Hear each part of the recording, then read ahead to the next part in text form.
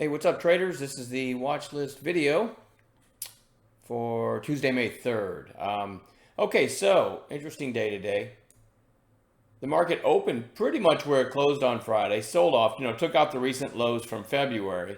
And as often happens, and I say this a lot, when the market's really beaten up, or you could change that to not just the market, but an individual stock. When it's really beaten up in the very short term, and then you take out recent lows, a lot of times you get a big reversal to the upside. And if we look at the intraday on the spot, I mean, look like okay, we're bouncing, and then it just bled lower all day. And then I think this happened in the last hour, went almost to the high of day. I mean, it was an impressive bounce. The Dow was down over 500 points, and I'm not sure the Dow ended up almost 100 points. So that's a big reversal in the market, and you see that a lot. And my theory is, the easy money, people think it's easy. Okay, the market, we're below February lows. The market's weak. Let me get short, and that's just in time for the reversal. I mean, the market never makes anything easy, so I rarely go with the obvious, especially when something's extended in one direction. You can almost always expect some kind of reversal to the other side.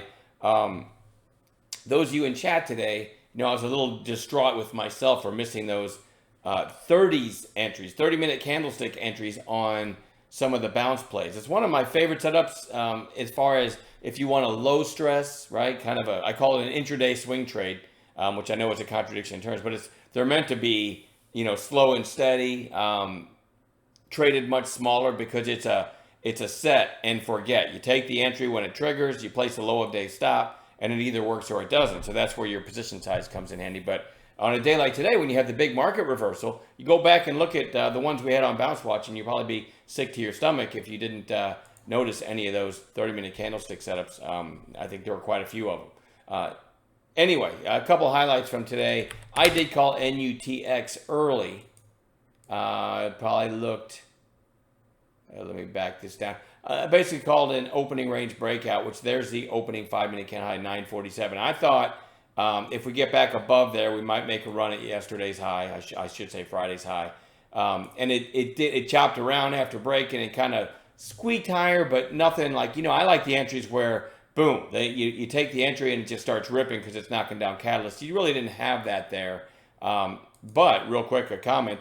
This is definitely on watch for tomorrow. I really, really like the chart setup. So that was a call that I made. And I also wanted to give, I think I wrote it down. I didn't want to screw this up. Brian V, that's right, in chat, posted, and I've actually got his chat text in front of me, so I won't misquote it, posted watching this flag on BTTX, which the implication, and this is the flag he's talking about, the implication is, and by the way, I had already taken this off a chart, it was a morning gapper, and when a morning gapper does this, and then starts putting in what I would call an intraday bear flag, a lot of times I'll take it off a chart and put something else in its place. So something like Brian's post can take a guy like me and say, oh my God, BTTX made it back to the highs and it's flagging. So anyway, the implication is a flag break or a high of day break, which would have been over 143. And the reason that works is because shorts dominated the opening gap up, right? And shorts probably adding this whole time for this bear flag. Looks like it's rolling over, but then when it shows some strength, shorts are in trouble here, right? I wouldn't have got long like right here. These little mini low of day base breaks to the upside. We call those flags dragging on the ground, and we never get long these. I wouldn't have got long here. But then when you get up near the high of day and you get this flag, shorts are in trouble. So anyway, Brian's implication was when he said watching this flag is I'm going to get along over the high of day. And look what happens. I mean, that was a great post. I love the teamwork in the chat. And I wanted to give a hat tip to Brian V because I thought that was a pretty great post. So anyway, there's a couple things from chat, but overall, it was a weird day because the market was weak and all of the rally happened in the last, like I said, the last hour, probably even less than the last hour. So let's get to it. I had a nice day though, but let's get to what we're watching tomorrow. BTTX is one of them. I'll zoom in a little bit. Big volume and a strong close. It's actually gapping up a little bit right now and after hours trading at 209, but we're going to keep an eye on that one. Remember, I make my money between the bells. I do not hold overnight, so all of these are potential setups for trades tomorrow, and that's only if I get a proper A-plus intraday setup on any of these, or the morning gap plays that we had in the pre-market. So ATER had a nice rally back here, put in a lower high here, it's kind of going sideways. So it's interesting over this 4 or 5 day base there. Lands it on a chart. I already mentioned NUTX. I love this pop here that went all the way to 1381.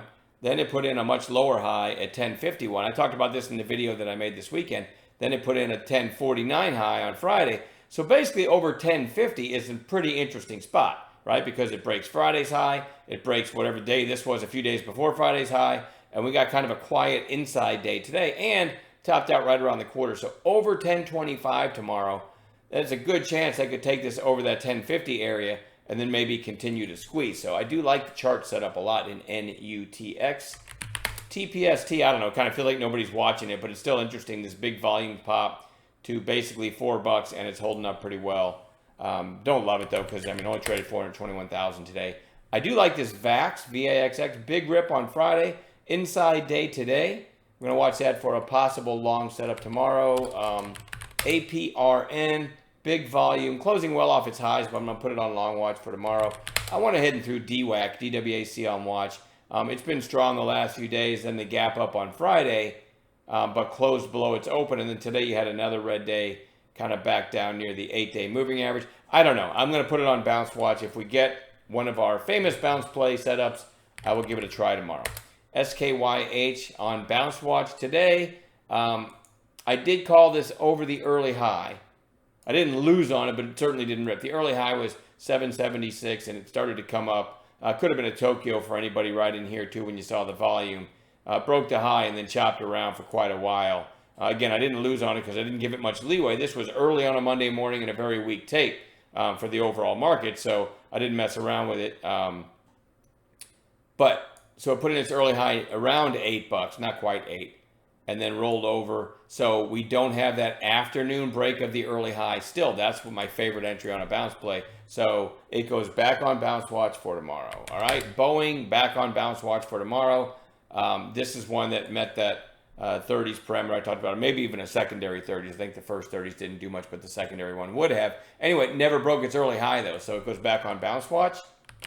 Verizon VZ goes back on bounce watch. There's the early high, never broke it.